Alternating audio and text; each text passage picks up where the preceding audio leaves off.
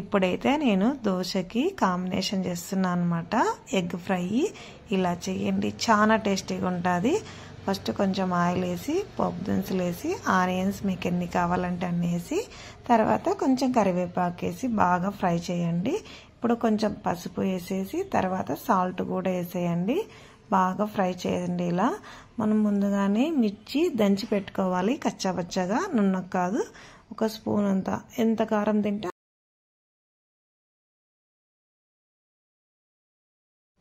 ఇప్పుడు మీకు ఎన్ని ఎగ్స్ కావాలంటే అన్ని ఎగ్స్ వేసుకొని ఇలా ఫ్రై చేసుకోవడమే. కొంచెం లాస్ట్లో కొత్తిమీర వేయండి, చాలా టేస్టీగా ఉంటుంది. ఏమంటే ఇలాంటి పెనం తీసుకోండి, కింద మాడిపోదన్నమాట, అతుక్కోదు. చాలా టేస్టీగానే ఉంటుంది, మనకు చేయడానికి కానీ ఈజీగా ఉంటుంది. మీకు నచ్చితే లైక్ చేసి సబ్స్క్రైబ్ చేయండి.